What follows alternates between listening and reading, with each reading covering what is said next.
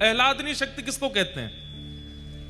जैसे हर व्यक्ति का एक्साइटमेंट व्यक्त करने का एक तरीका होता है। जैसे किसी को बहुत खुशी होती है तो वो नाचता है, किसी को बहुत खुशी होती है तो वो रोता है, किसी को बहुत खुशी होती है तो वो चिल्लाता है, चीखता है, दौड़ता है, खेलता है, कुछ खाने जाता है, घूमने जाता है। सबका अपना तरीका है अपनी प्रसन्नता व्यक्त करने का। जब परम पिता परमात्मा श्रीमन नारायण जब उनके चित्त में अत्यंत आह्लाद होता है तो उनका आह्लाद वो प्रकट नहीं कर पाते, वो जमा होता जाता है, इकट्ठा होता जाता है। ठाकुर जी मन में विचार करते हैं कि इसको कैसे प्रकट करूं, इसको कहां व्यक्त करूं। परमात्मा है, वो कुछ करने जाएंगे तो उनके लिए विस्तार भी तो बहुत चाहिए। तब ठाकुर जी ने अपने उस हृदय में व्यवस्थित आह्लाद को इकट्ठा करके एक परम प्रवीण स्वरूप बना दिया, और वही ठाकुर जी का परम आह्लाद ही किशोरी जी के रूप में प्रकट हुआ। श्री राधा रानी ठाकुर जी की परम प्रसन्नता का जो आह्लाद का स्वरूप है वो श्री राधा रानी है। और एक बात कहें, रुक्मणी जी ने राधा रानी के दर्शन किए। जब कुरुक्षेत्र की कथा आती है भागवत में, जब भगवान के 16,108 ब्याह हो गए, द्वारिकाधीश बन गए, उसके बाद कुरुक्षेत्र में 100 साल बाद ब्रजवासियों से मिले ठाकुर जी, तब रुक्मणी आदि सब पत्नियों के मन में आया कि ये राधा रानी को देख के तो आए, कितनी सुंदर है। त्रिलोक की सुंदर कृष्ण की हम पटरानियां हैं, हमारी सुंदरता के आगे स्वर्ग की उर्वशी आदि, रंभा आदि अप्सराएं भी फीकी लगती हैं, परंतु ये राधा रानी कैसी हैं, एक बार देख के तो आए। थोड़े अभिमान में गई हैं किशोरी जी को देखने के लिए। आहा, वर्णन करते हैं कि भगवान की अष्ट पटरानियां जब किशोरी जी का दर्शन करने के लिए गईं, तो जैसे ही जिस शिविर में किशोरी जी विराजमान थी उसमें भीतर प्रवेश किया तो मृग नैने, मृग जैसे नेत्र, दूध जैसा श्वेत बिल्कुल वर्ण, धीर गंभीर नेत्र, एक बार किसी को देख लें तो वो वहीं स्तब्ध मूर्तिमंत हो जाए। हस्तकमल ऐसे मानो जैसे कोई नील सरोवर के कमल खिल गए हों। चरण ऐसे कि जब चलें तो उनके चरणों से उत्पन्न होने वाली ध्वनि को नेत्र बंद करके सुनते रहें। इतना सुंदर स्वरूप। यह स्वरूप काम प्रकट नहीं करता, बल्कि प्रकट हृदय में काम को नष्ट और कर देता है। ऐसा स्वरूप प्रकट हृदय में क्रोध को भी नष्ट कर दे, ऐसा स्वरूप। हमारे अंदर जितने दोष हैं वो दोष समाप्त से हो जाते हैं, ऐसा स्वरूप। देख करके 8 पटरानियां तो नतमस्तक हो गईं और मन में सोचने लगी, हम काय बात की सुंदर हैं, सुंदरता तो इसे कहते हैं। प्रणाम किया, हे किशोरी जी, हे वृषभानु दुलारी, हे बरसाने वारी, हे श्यामाजू, हमारो प्रणाम स्वीकार करो। तुरंत रुक्मणी जी को उठाया। मैं राधा रानी नहीं हूं, मैं तो दासी हूं। राधा रानी भीतर है, मैं तो दासी हूं। किशोरी जी तो भीतर विराजमान है। 8 में से 4 तो वहीं से ही लौट गए। बोले जब दासी की सुंदरता हमसे सहन नहीं हो रही है, किशोरी जी को कहां देखेंगे हम। 4 ने प्रयास किया और भीतर गई तो बाहर जिसे देखा उससे भी अतीत सुंदर। बाहर वाली की सुंदरता तो दोष नष्ट कर रही थी, अंदर जिसको देखा उससे दोष नष्ट तो हुए बल्कि गुण प्रकट होने लगे। दया, प्रेम, शीलता, ये सारे जो अच्छे गुण होते हैं उसका दर्शन करके वो प्रकट होने लगे। बोले निश्चित किशोरी जी हैं। प्रणाम किया। बोले आप किशोरी जी? बोले नहीं नहीं, मैं दासी हूं। किशोरी जी भीतर है। 2 वहां से भी लौट गई। बोले कि अब किशोरी जी को नहीं सहन कर पाएंगे हम, ये तो दासियों ने हमारे मान का मर्दन कर रखा है, किशोरी जी क्या करेंगे।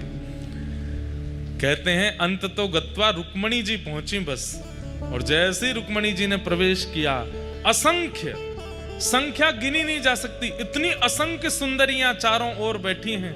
और उन सबकी सुंदरता में विशेषता यह है, एक की भी सुंदरता काम प्रकट नहीं कर रही है, सबकी सुंदरता गुण प्रकट कर रही है, नेत्रों से अश्रु प्रकट कर रही है, दीनता प्रकट कर रही है, दैन्य प्रकट कर रही है। और उन सब के मध्य में एक सिंहासन पर तप्त कांचन गौरांगी श्री राधे वृंदावनेश्वरी। श्री किशोरी जी विराजमान है। रुक्मणी जी देखते ही मूर्छित हो गई, बेहोश हो गई, सुंदरता सहन नहीं कर पाई, इतनी सुंदर। किशोरी जी के रूप का कहां वर्णन करूं मैं।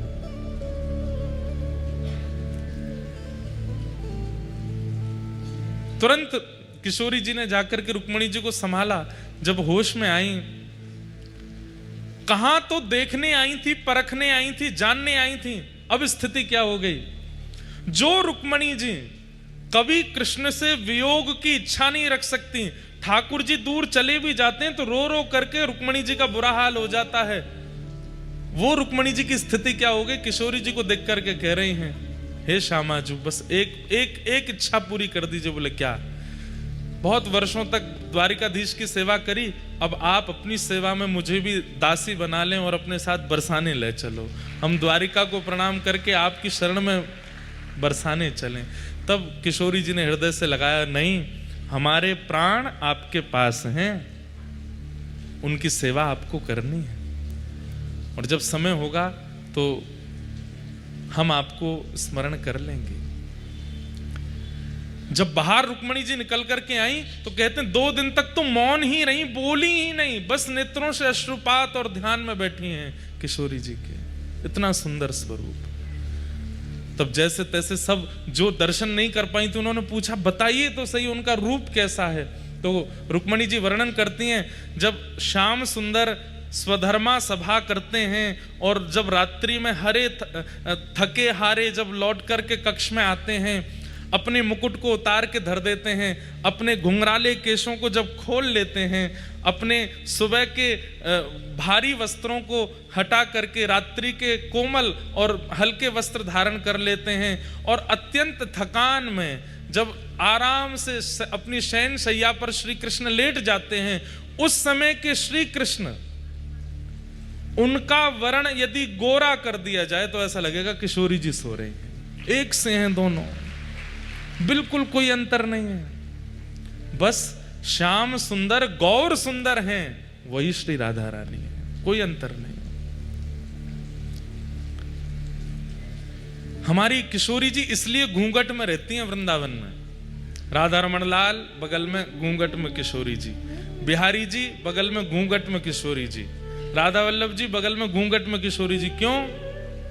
बोले इनकी सुंदरता ऐसी है कि भैया तुम लाला की सुंदरता देख के तो मरे जा रहे हो, किशोरी जी ने घूंघट उठा लियो तो कहा करोगे। और ये तो चलो एक वैसी बात है, लेकिन वास्तविक बात क्या है, ये जो श्याम सुंदर यूं खड़े हैं ना, फिर ये घूंघट उठ गया तो यूं ही रहेंगे, उनको ही देखते रहेंगे, यूं नहीं रह पाएंगे। जब देखी वृषभानुजा ही विच उठी हुक, वंशी रह गई हाथ में फिर न लागी फूंक। ये वंशी तब तक बजती है जब तक किशोरी जी नहीं आई। जैसे ही किशोरी जी दिख जाती हैं, ठाकुर जी वंशी नीचे, किशोरी जी कहें आप मेरे सामने क्यों ना बजाओ। अरे श्यामाजू कहा बताऊं, आप जैसे ही सामने आमे या में फूंक ही ना पड़े, या में स्वर ही ना निकले। तो इसलिए किशोरी जी क्या करती हैं, सघन कुंज में छुप करके वंशी सुनती हैं ठाकुर जी की। क्यों? वो जैसे ही आती है वंशी बंद हो जाती है। बड़ी लीलाएं भैया, ब्रज की अंतरंग लीलाएं, उनका कहां तक वर्णन करें, एक से एक अद्भुत लीला।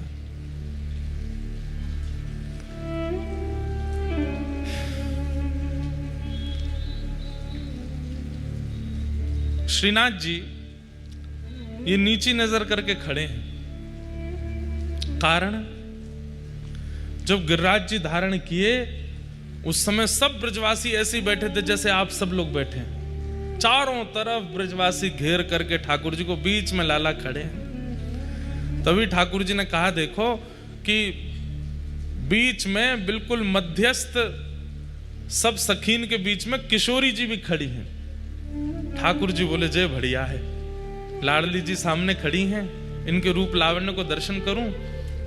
तो किशोरी जी को देख रहे हैं ठाकुर जी, गिरिराज जी धारण करके नीचे खड़ी हैं, या हमारे ये स्वरूप है, ऐसे नीचे नजर करके किशोरी जी का दर्शन कर रहे हैं। हमारे जयदेव महाप्रभु तो गीत गोविंद में कहते हैं, अभिनव जलधर सुंदर धृत मंदर है, श्री मुख चंद्र चकोर जय जय देव हरे।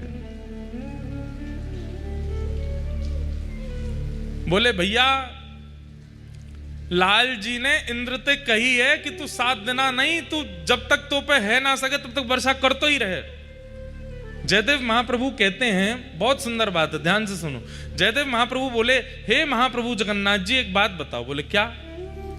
आपने गिरिराज जी उठाए, सबको पता चल गया कि आप भगवान हो, इंद्र को पता नहीं चला।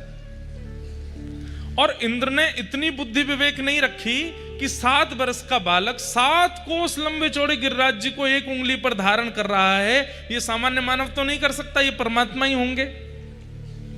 और यदि इतना भी इंद्र को पता नहीं चला तो काय बात का देवराज है वो। भाई इतनी बुद्धि तो हम सामान्य लोग भी करते हैं कि इतना बड़ा कोई कार्य कर दे तो मानव तो नहीं हो सकता। तब जगन्नाथ जी बोले, नहीं इंद्र को पता चला ही नहीं था कि मैं परमात्मा हूं। बोले सुनिए, ये तो बात आपने सबको बोल रखी है कि इंद्र को पता नहीं चला, पर अंदर की बात मुझे पता है। तो ठाकुर जी बोले क्या पता है? बोले मुझे पता है, जैसे ही आपने गिरिराज जी उठाए इंद्र को तो तभी पता चल गया था कि आप परमात्मा हो। लेकिन उसने 7 दिन 7 रात्रि तक वर्षा क्यों करी? बोले क्यों?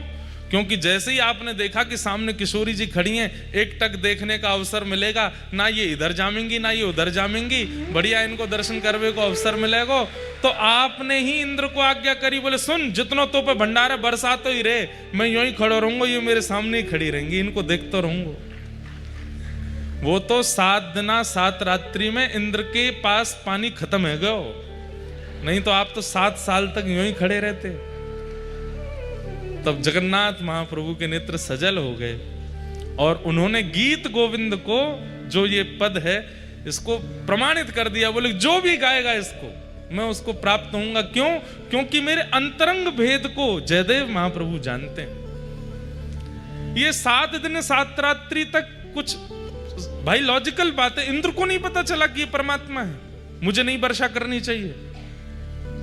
ठाकुर जी नहीं आज्ञा कर रखे, जितना ऐसा कि बरसात हो रहे। 7 दिन बाद जब ऐसी रिमझिम हो गई तो ठाकुर जी बोले, कहा भयो खत्म है गयो पानी, सब बरसाई दियो, अब तो जय जय मुंह पे पानी ना बचो। तब जाके आपने गिरिराज जी नीचे धरे, नहीं तो आप तो यूं ही खड़े रहते। अभिनव जलधार सुंदर धृत मंदर धृत मंदर श्रीमुख चंद्र चकोर जय जय देव हरे। श्रीमुख चंद्र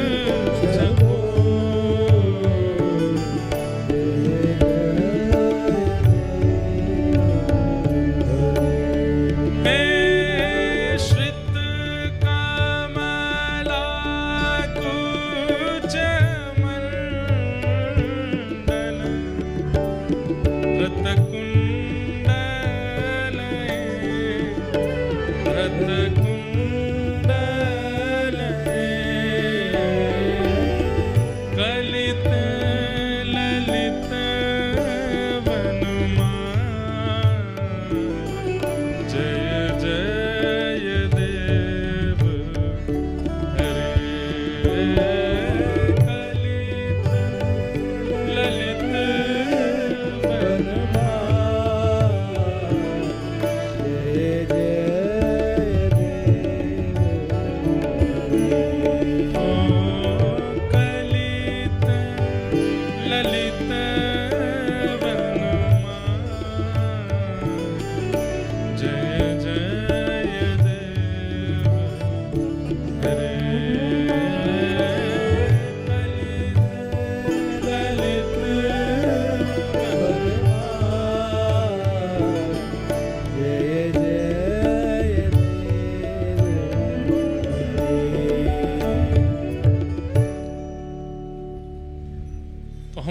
कर रहे थे कि नंद बाबा और वृषभानु जी संग में स्नान करते हैं और गंगा जी में डुबकी लगा के कहें अगर हमारे लाला लाली भई तो उनको ब्याह कर देंगे।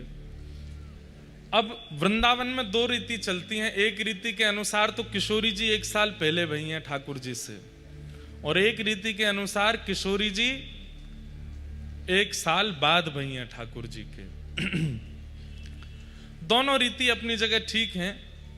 कई लोग बड़ों माने, कई लोग छोटों माने, पर अब जो हम लीला सुनेंगे उसमें किशोरी जी छोटी हैं ठाकुर जी से। तो वृषभानु बाबा के यहां खबर पहुंच गई, बोले कहा नंद जी के लाला भयो है। जैसे ही सुनी नंद जी के लाला भयो है महाराज, तुरंत वृषभानु जी ने अपने सब मंत्री आदि सब इकट्ठे किए, खूब डलियान में सामग्री भर भर के, और महाराज टोपी कुर्ता लेकर के, बढ़िया सुंदर श्रृंगार, गरे के हार और रत्न आदि लेकर के, और पहुंच गए भानु बाबा। अब जगह जगह से बधाई आ रही है। नंद बाबा अटारी पर खड़े हैं, अटारी पर खड़े होकर के जैसे ही देखे भानु बाबा आए हैं, बड़े प्रसन्न नीचे दौड़ करके आए, भानु बाबा को हृदय से लगायो, अरे भैया आप सबकी कृपा से लाला भयो है।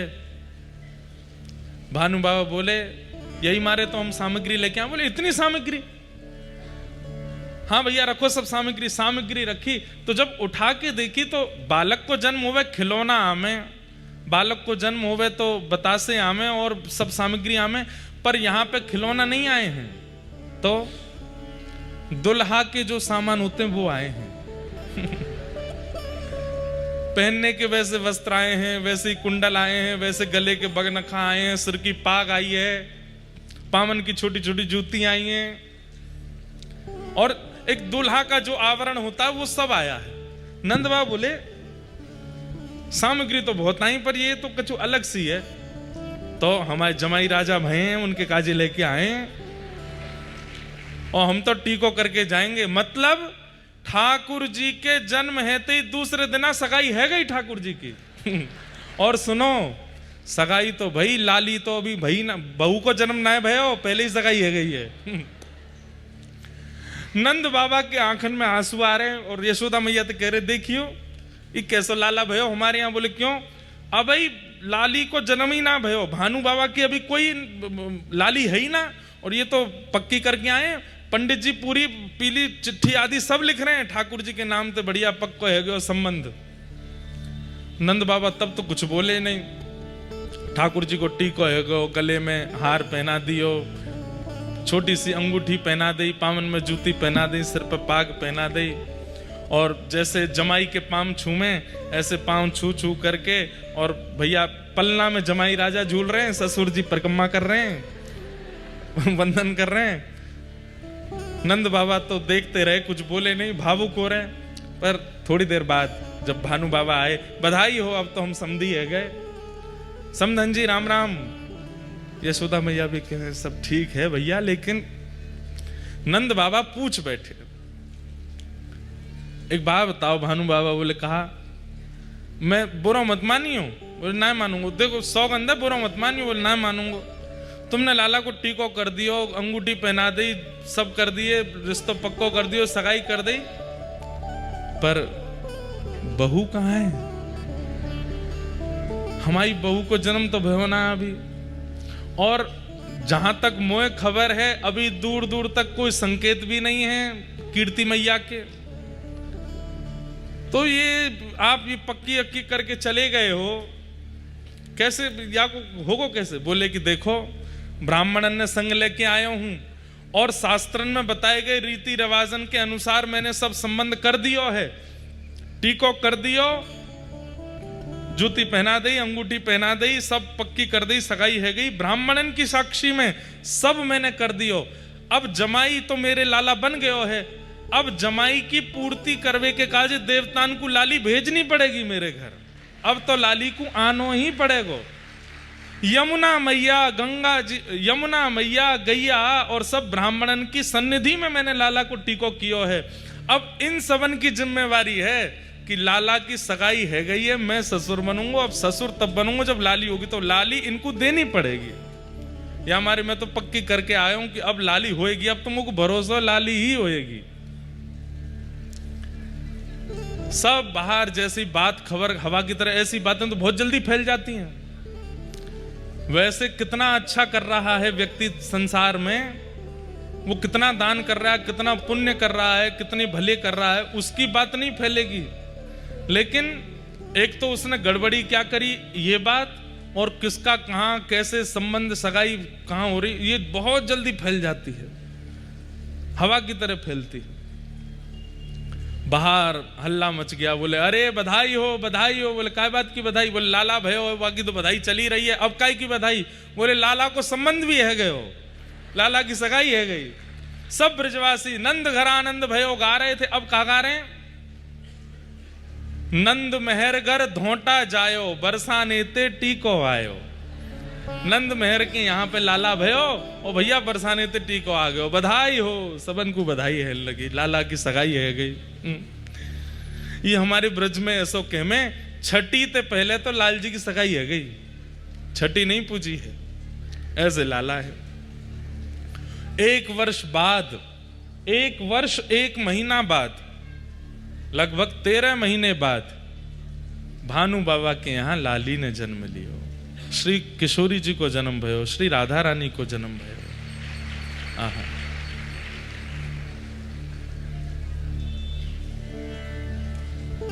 एक पंक्ति है बहुत सुंदर। अब ये सब कथा में ऐसे आज बोलनी नहीं थी, पर निकल रही है अपने आप। माहौल अब चिंता करके बैठ जाएं कि भाई क्या हो गया, पानी भर गया, तो सब अब तो कथा हो रही है, तो उसमें बढ़िया प्रेम से आनंद ही ले लें, जैसी स्थिति है वही को आनंद ले लें।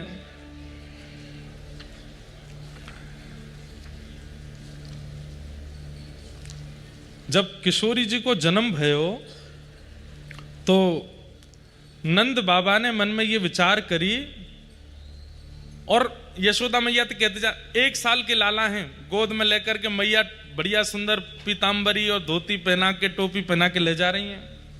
लाला ससुराल जा रहे हैं पहली बार, 1 साल के। और यशोदा मैया से नंद बाबा कहते जा रहे हैं, भाई लोगों में थोड़ा होता है ये वाला स्वभाव। वो कह रहे हैं देखो हमारे लाला को जैसो नंदोत्सव भयो ना, वैसो नहीं हो रहा होगो बरसाने में। हमारे लाला जितनो थोड़ी है रहोगो, हमारे लाला के उत्सव में तो ये भयो ये भयो ये भयो, सब उनको लग रही है कि हमने ज्यादा बढ़िया कियो, बरसाने में इतना बढ़िया नहीं है रहोगो। ठाकुर जी मंद मंद सुन रहे हैं सबरी बात, बोले कि भैया ससुराल में हमारी नेक और बढ़िया है जाएगो तो आनंद आ जाएगो।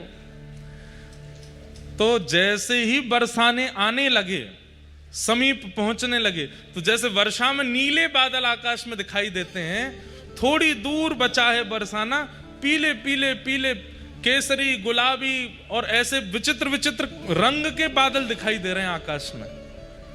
तो नंद बाबा बोले एक गुलाबी बादल तो पहली बार देखो मैंने, एक केसरी बादल तो पहली बार देखो, पीरो बादल पहली बार देखो, हरो बादल पहली बार देखो, ये कैसे ऐसे बादल है रहे हैं? तो बताए, बोले भैया भानु बाबा के लाली के जन्म में इतनो वीर गुलाल उड़ाया गयो, इतनो दही केसर कीच उड़ाई गई कि वे उड़ते उड़ते आकाश तक पहुंच गई, और आकाश के बादल भी रंगीन है गए। नंद बाबा जब पहुंचे हैं तो कहा देख रहे हैं, बरसाने की नालीन में, जो नाली होती है, बरसाने की नालीन में भी केसरिया रंग की धार बह रही है। इतनो केसर, इतनो चंदन, इतनो अबीर, इतनो गुलाल, ये सब बांटे गए। और महाराज लाला जब भयो ना नंद बाबा के, तो नंद बाबा एक अटारी पर बैठ गए और सबंत कह दी, अपने अपने घर से बर्तन ले आओ, जितनो बड़ो बर्तन उतने लड्डू दूंगो। लेकिन यहां का हेरो है, यहां पे एक कोने में तो भानु बाबा बैठ करके बर्तन भी दे रहे हैं बड़े बड़े, और फिर उन बर्तनन में भर भर के लड्डू भी दे रहे हैं, रतन दे रहे हैं, आभूषण दे रहे हैं। महाराज इतनो सब देख करके नंद बाबा बोले, अरे मेहर मुंह को तो लगी हमारे लाला को उत्सव बढ़िया भयो, लेकिन ये वृषभानु बाबा की लाली के उत्सव के आगे तो ऐसा लग रहा हो कोई छींटा होगा हमारे लाला को उत्सव, इतनो बृहद उत्सव। ठाकुर जी बड़े खुश है रहे, ससुराल आए हम पहली बार, बोलनो जाने ना है, एक दांत न कर आयो है बस। मैया लेकर के गई, खूब सारे आभूषण लेकर के आई हैं श्री जी को पधराने के लिए। सोने के पलना में श्री लाडली जी पौड़ी हैं, झूल रही हैं। जैसे ही किशोरी जी को दर्शन कियो, आहा, जितने आभूषण, जितने रत्न, जितनी मणि लेकर के आई, सब फीके लगन लगी। मन में विचार करने लगी कि ये सब तो मैं कहाँ दूंगी। अरे या लाली के लैया तो ये सब मणि रत्न आभूषण सब फीके या के लैया। मन में बड़ी व्यथित है गई कि मैं लाली की सुंदरता की योग्य कोई वस्तु लेके नहीं आई अपने साथ में, और जबकि असंख्य सैनिक और असंख्य ब्रजवासियों के संग डलियाओं में भर भर के रत्न लाई हैं, लेकिन वो सब किशोरी जी की सुंदरता के आगे फीका लग रहा है। राधा रानी, नंद रानी बड़ी व्यथित है गई। बोले अब मैं तो लाली के काज कछु लाई ना योग्य। इतने में गोद में बैठे हुए ठाकुर जी ने अपने आप भारी करने लगे। बोले मैया मैं बैठो तो हूं रतन, तू और रतन ने काय को देखे मुंह पे नेक ध्यान दे। अब मैया नेक नेक में संभाले लाला है, ऊंचो करे फिर लटक जाए नीचे। मैया को ध्यान ही ना जा रहा लाला पे, वो सोच रही कोई रत्न नहीं लाई। अरे नंद बाबा, हमारे गोकुल में ऐसा कोई आभूषण नहीं है, ऐसा कोई मणि नहीं जो वृषभानु लाली को दियो जा सके।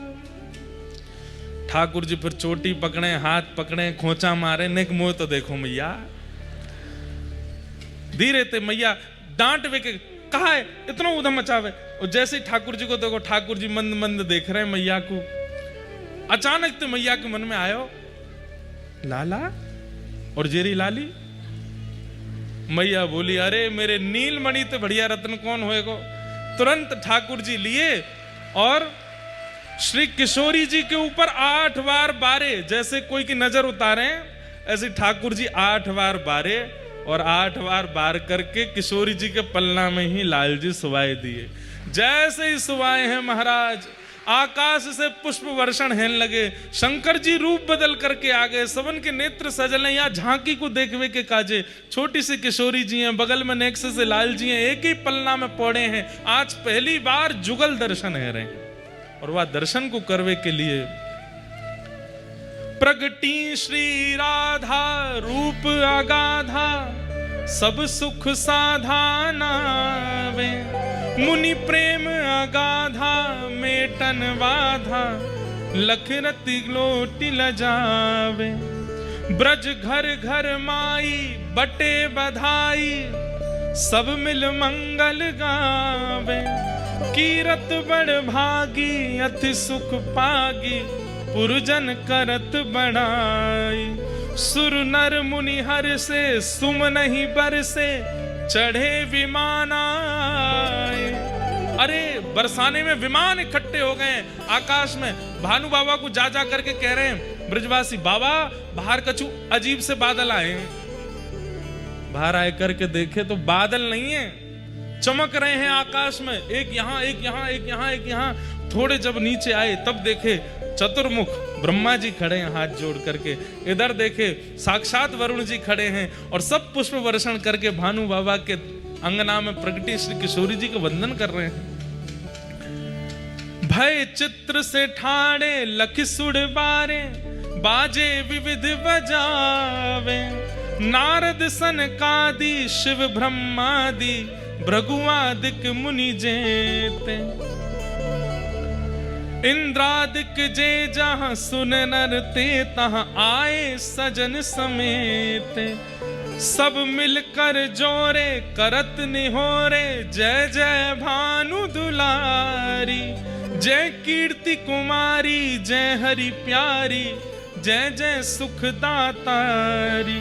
जय नित्य किशोरी प्रिय चित चोरी, यह विनती सुन लीजिए। सब देवता किशोरी जी से क्या मांग रहे हैं, कितना सुंदर बात। क्या मांग रहे हैं, ब्रजवास ही दीजे, ब्रज रज दीजे, चरण शरण रख लीजे, चरण शरण रख लीजे। कर जोर मनाऊं यह वर पाऊं, दंपति यश नित गाऊं। पद कमल सुतोरा महु मुस मोरा, मन नित जहां बसाऊं। यही बात सकल विधि स्तुति करके, निज निज धाम सिधारे।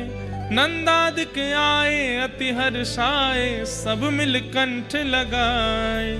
सब ही जन गावे सब ही बजावे, सब ही दहिले भागे। बरसाने आए विधिन सहाय, जय जयकार करावे, जय जयकार करावे। बोलो वृषभानु दुलारी की। ऐसी रूखी जय बोली आपने। बोलो वृषभानु दुलारी की। बोलो वृषभानु के जमाई की। जय जय श्री राम। ये सब कथाएं प्रकट रूप से नहीं कही जाती, सब जगह कहीं कहीं भाव हो जाता है, मन हो जाता है, तो इनको प्रकट किया जाता है। आज पता नहीं क्यों ऐसा लगा कि किशोरी जी का प्रादुर्भाव थोड़ा कह दें। ऐसी हमारी भानु दुलारी। अब आप लोग तो इतनी अव्यवस्था में भी इतने भाव से बैठे हो, हमारे तो मन हो रहा हम क्या क्या सुना दें आपको। हो व्रज में रतन राधिका गोरी, व्रज में रतन, व्रज में रतन राधिका गोरी, व्रज में रतन राधिका गोरी, राधिका गोरी,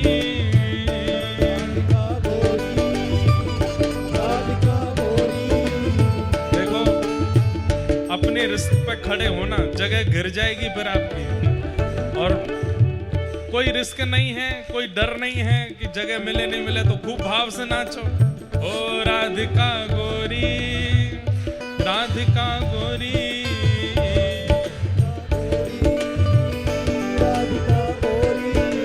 ओ राधिका गोरी, राधिका भोरी, राधिका गोरी, राधिका भोरी।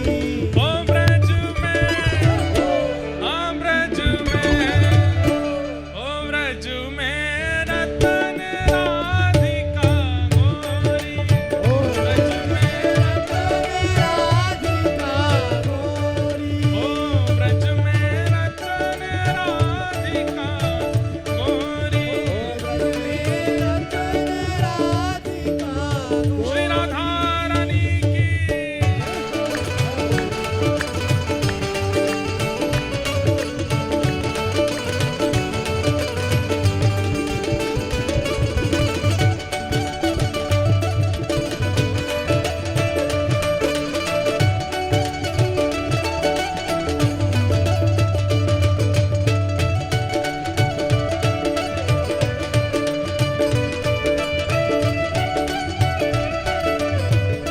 तो भैया अब ब्रज की रतन किशोरी जी हैं, तो फिर रतन को चुरावे को कौन? ठाकुर जी। हरलीनी वृषभानु भवन ते, हरलीनी वृषभानु भवन ते, हरलीनी वृषभानु भवन ते, हरलीनी वृषभानु भवन ते, वृषभानु भवन ते, वृषभानु भवन ते,